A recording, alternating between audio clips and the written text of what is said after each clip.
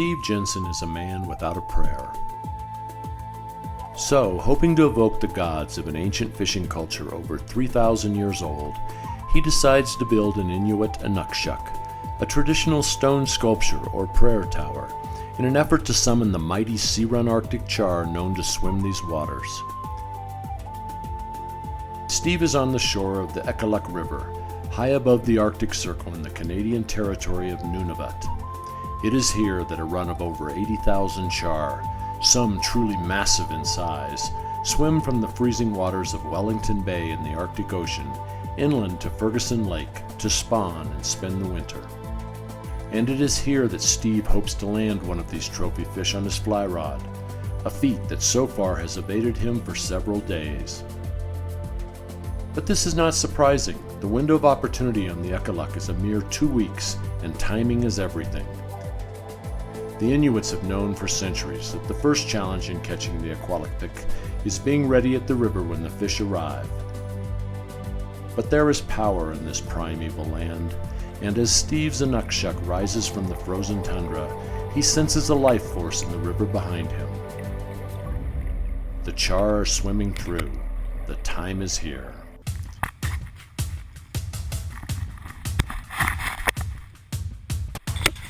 Within seconds, Steve is hooked up to a mighty fish, and an ancestral battle begins.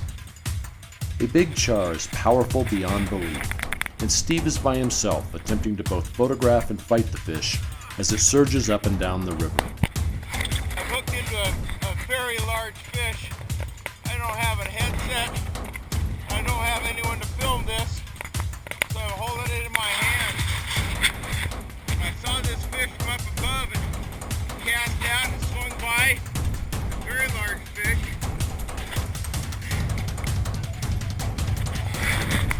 Where's Joe when you need him? I'm the Joe he's referring to, but I'm currently upriver filming another angler. You're on your own here, Steve.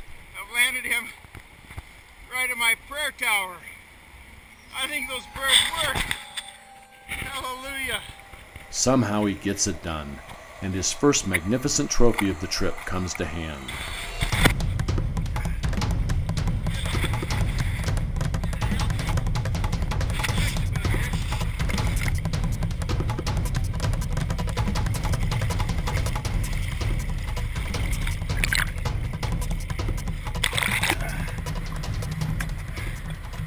Well, this is the kind of fish you catch after you build a prayer tower. This is an amazing experience up here in the Arctic Circle for these beautiful sea-run char. This fish is magnificent.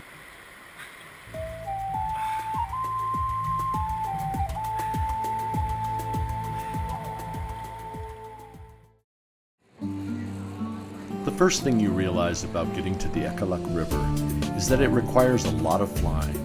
Welcome to Canadian North Airlines. Steve Jensen, Dave Bishop, and myself flew from Salt Lake City, Montreal, and Denver, respectively, to Edmonton, Alberta, where we spent the night. Early the next morning, we start nearly a day's worth of additional flying to get us to camp. Our first stop is Yellowknife, Northwest Territories, which is also the first place where we get a real sense that we're headed into the far north. From Yellowknife, we fly to Kugluktuk, Nunavut, and on to Cambridge Bay on Victoria Island. There we meet our fellow anglers and begin to hear amazing stories about where we are headed. I write in my notebook here sometimes a slow morning, 25 fish. It's crazy. That's crazy. It's unlike anywhere else in the world. I told Jack about 10 years ago, I said, Jack, book me in for life, and if I'm not on the plane, it's because I'm dead. There's no doubt this is the best fly fishing in the world, and it's the best kept secret. Very, very small run, lasts for about 2 weeks, but on its day, it is absolutely a fisherman's wet dream. Wow, it's fantastic. Wow. Cambridge Bay is a tough little town that endures months of extreme cold and darkness. Driving from the airport to our float plane reveals a fleeting glimpse of a culture both modern and traditional.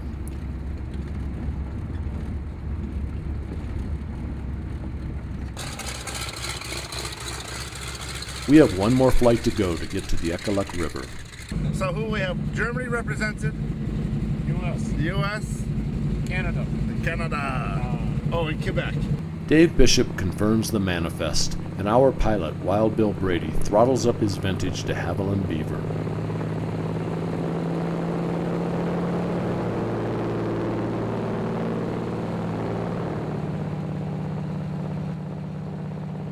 We pass over Cambridge Bay one last time and head toward the river. Compasses don't really work this close to magnetic north, and weather is always unpredictable, so bush flying in the Arctic is often a seat-of-the-pants affair. Bill has been doing it for over 40 years and still revels in the surprises every flight brings. In real time, the flight from Cambridge Bay to the Ekaluk takes about half an hour. Sped up, the landscape reveals a mosaic of tundra and water that for 8 months out of the year is locked in snow and ice.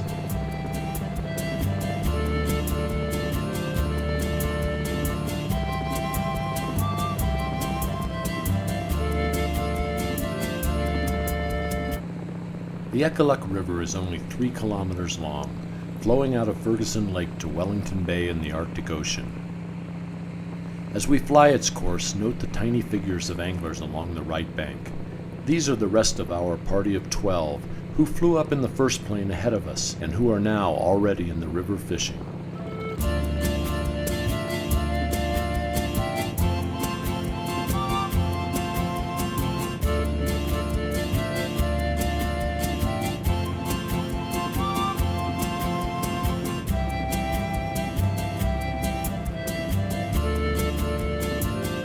Camp sits high on a bluff right above tidewater.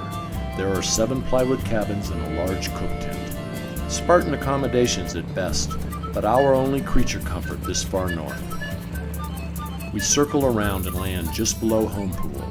Our host, Master Guide Jack Ellefson, has us geared up before the propellers stop turning, and he insists that we use very heavy leaders. Anything less than 20 won't work.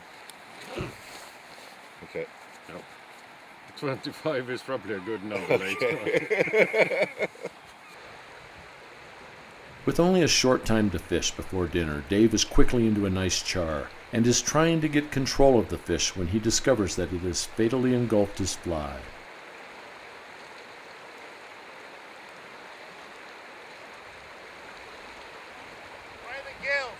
Okay, bring him ashore. We'll take him home. As seasoned anglers who regularly practice catch and release, the event is at first upsetting, but we'll soon discover that many of these fish will become the very delicious sustenance by which we live. That's too bad. First fish. First 5 minutes. Okay, sashimi time in the wilderness. Sashimi is always appreciated. I think I have to taste one while I'm cutting.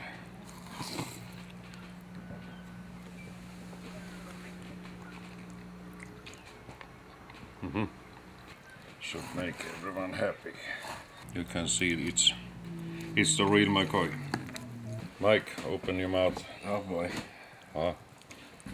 Open your mouth. Day 1 ends with a fish feast and a welcome from owner Bill Lyle. Supper time. Welcome to our little spot that we really enjoy ourselves here, and hopefully all of you will enjoy yourself. I know you will. Just before we eat, I like to just bless our food. Bless, O Lord, this food to our use and us to thy service, and keep us of mindful need of others. Amen. Enjoy. Just look over here, the stack. I've never seen as many fish walking up looking at the gutters. Never seen as many fish, big fish, you know. And they're stacking up like cords of wood. 10th year returning angler Peter Harrison gets everyone pumped up as the sun finally sets just around midnight. Didn't have a whole lot of time to fish myself, but got a chance to catch one of these absolute spectacular sea run Arctic char. Nice, beautiful fish. I'm gonna let him go.